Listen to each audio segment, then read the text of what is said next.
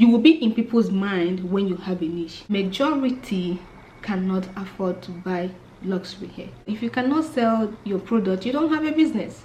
And so many people don't know how to sell. Hi, welcome back to my channel. My name is Julieta. If you're new here, I am a content creator based here in Nigeria, and I own a hair extension business as well as a salon on the side. And I've been running my hair extension business for the past 5 years.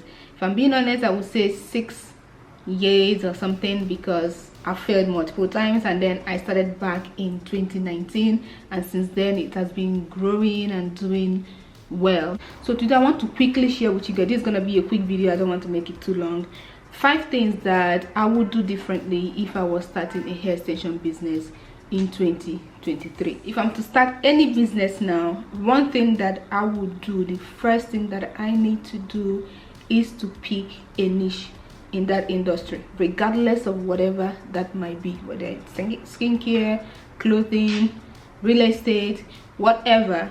I will have to pick a niche on what I want to do in that particular industry.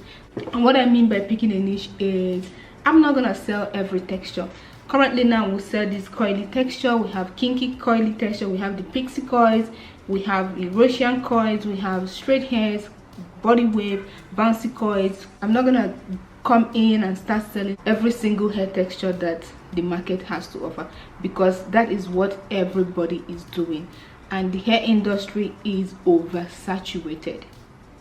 It is. Me particularly, what I will probably go into is maybe straight hairs. Either I go into straight hairs or I go into color hairs. All my hair will be like blonde hairs, balayage, blonde and balayage. That's what we are going to be known for. That's the area I will focus on. Finding the best colorist, finding the best factory to produce color hair. I will just focus on that. So if anybody wants to buy color hair, the #1 place they are thinking about is Julieta hair. You will be in people's mind when you have a niche, more than when you sell everything. #2, if I'm starting a hair business now, let's say after picking the niche, in the same category of the niche, I will probably go into selling synthetic weave-on or human hair blend. I sell luxury hair. That is what you buy hair from us, you know that you're never gonna complain about it, but they are expensive, and I'm going to be honest with you, it's not easy to sell, because there's only few people who can actually afford those hair. Majority cannot afford to buy luxury hair, but they want to look good, they want to wear hair, they want to feel among.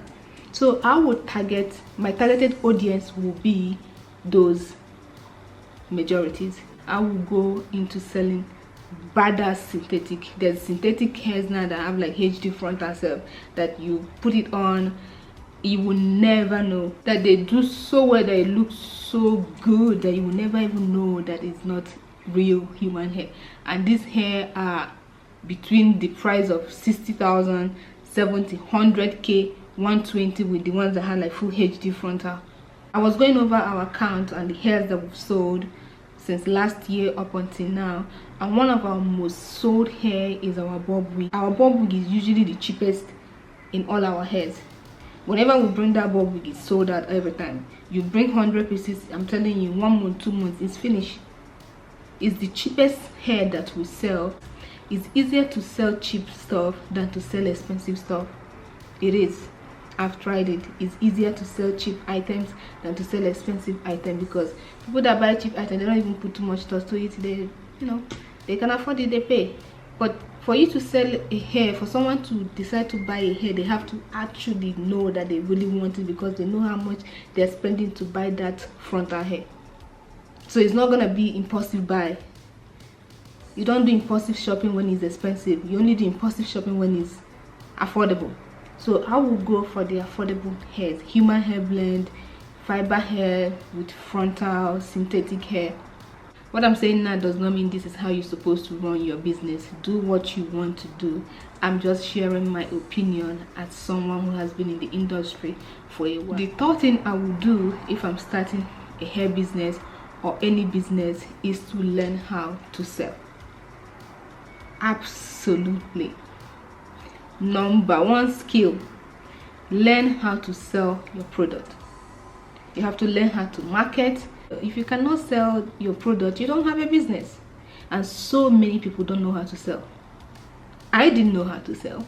You have to learn how to sell for you to be able to grow in this industry, especially if you're in an industry that the market is competitive, the market is oversaturated. You have to be a creative seller for you to be able to sell both offline and online.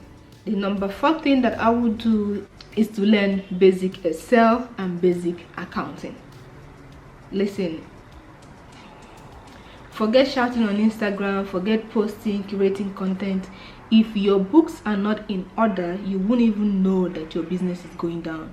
You won't notice when you are growing, when you are not growing, when you are losing money, how much money you are putting into the business and how much money the business is sucking. You will have no idea what is going on with your money if you don't know basic accounting and basic Excel. Learn Excel. Learn basic accounting, bookkeeping. For any business, learn basic accounting for your business. Regardless of whatever you're doing, regardless of how small the business is, you need to know these things so you can know how your money works, how your money moves, where you're spending more money, where you're making more money. But if you don't have any knowledge in accounting and having a basic knowledge in coordinating your pricing and all of that in the Excel, you'll be running business like a blind man, and that business has no future. So the 5th thing that I would do differently if I'm starting a hair business in 2023 is to learn how to deal with people, is to learn how to manage customer service is crucial to your business. The first set of clients that I had when I started back in 2017 or 2018, 2017, yes, I had no idea how to deal with them. Some of them I sold bad hairs, some of them the hairs were good, but they just want to play me, but I didn't know how to handle them. And it ended up escalating. Things ended up escalating. I lost to those customers. I lost friendship because I didn't know how to handle my business. Customer service is very important for your business because you are dealing with women, and women are complicated. We are so hard to please. Oh my goodness. Oh my goodness. Oh, like I'm just remembering like all the things I have to go through with people. You have to learn customer service. You have to learn customer service. And as a small business owner, you don't have the resources to hire someone who studied customer service. You don't. So you are your accountant, your customer service, your content curator, the CEO, the whatever, you are that person. So all these things are things that you need to have basic knowledge. I don't need you to go and do 4 years course for it. Basic knowledge. And especially you need to know how to handle a customer when things are not going right, when you fuck up, and when the customer is just being impossible. You need to learn how to handle it. I see a lot of small businesses on social media doing terrible with their customer. You see them cursing their customer. You see them coming on social media and ranting about someone who decided to bring out their hard-earned money to buy something from you or take a service from you, and you are on Instagram talking rubbish about that person. You need to learn how to manage crisis in your business. You need to learn how to manage your customer, learn how to be polite, and know when to stand your ground, and have procedures on how to deal with customers when things are not going right, when you sell them a bad product, when they are not satisfied with their product, when they are being just unreasonable. You have to have procedures. You have to learn how to deal with that in a more efficient way, not ranting, not blocking the person on social media and blocking the person on every aspect, on every platform. That is not the way to go. That is absolutely ridiculous for you to do that. I once saw a makeup artist complaining about her client, and I don't know if she thought that we are her friends. Like, this was on social media. I don't know if she thought that people that are watching this are her friends, are supposed to be, you know, are supposed to be clapping for her. No, I will never use someone like that has no self-discipline, no respect for people who patronize you. Do you know how hard it is for someone to decide to buy from you? Regardless whether the person is mad, whether the person is being difficult, it's a blessing for you to have a customer. And if whether the person is acting strange or not, you need to learn how to handle that person in a way that the person feels not insulted. When I took some courses on customer services and start learning how to, you know, deal with people when there's crisis in the business, when they are unsatisfied, or when they are unsatisfied, or when they are just being ridiculous. When I learned how to deal with those people like that, I had a customer that was so difficult.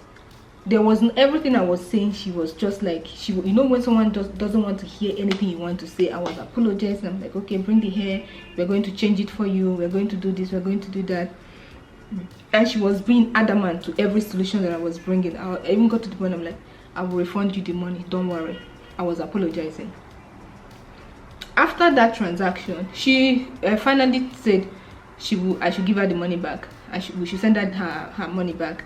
I did send her the money back, and then I forwarded her a message and I apologized. I'm sorry that the product did not meet up to your satisfaction, and I'm sorry that you felt like you wasted your time and your money, and I know how hard money is to come by, and I'm so grateful that you even decided to buy from us, and it pains me that we are not able to meet up to your standard.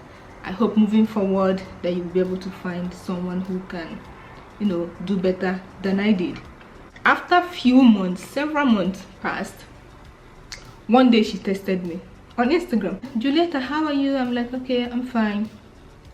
She said, "Do you remember me?" I said, I didn't remember her.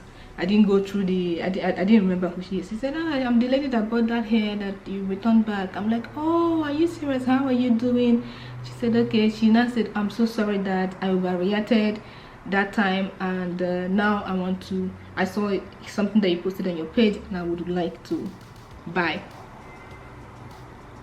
This was someone who was so adamant to my solution, someone who was actually insulting. She was insulting me and, you know, using some words that is not acceptable.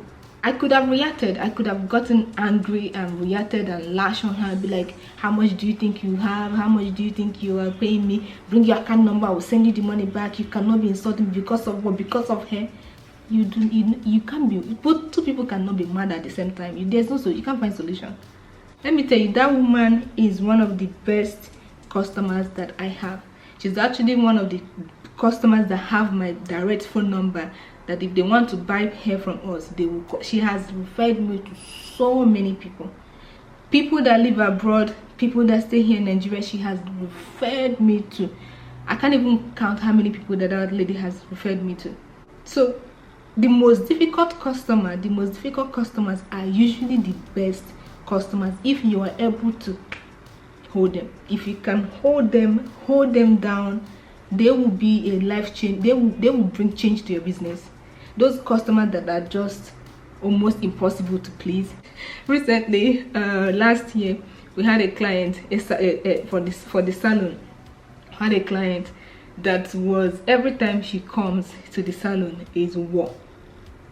Every time she comes to the salon is war. So one day I asked her, Nne, this salon that you will come and you act as if you don't like the services, nothing they did, why do you keep coming here? Like I was being curious. I'm like, why do you keep coming here? If you don't like the way we treat you, the way we do our thing, why do you come here all the time? She's like, I know that I'm a difficult person. You people are the only person that can handle me. You people are the only person that does not get angry with my nonsense. So they know how difficult they are. So if you're able to be calm and deal with them, they will never forget you. They will never forget you. So learn customer service. learn how to deal with your customer. I hope these tips will help you when you are making decisions. So if you want another part of this video, or if you have something else to share with us, if you run a business and you want to contribute to what I'm saying, please leave it in the comment section, because we learn every day. I don't know everything. If you have any idea that is going to be helpful to our upcoming entrepreneur, to me, to every other person, don't hesitate to put that in the comment section. Thank you so much for watching this video. If you enjoyed it, don't forget to like, subscribe, comment, and I will catch you guys on my next video. Bye for now.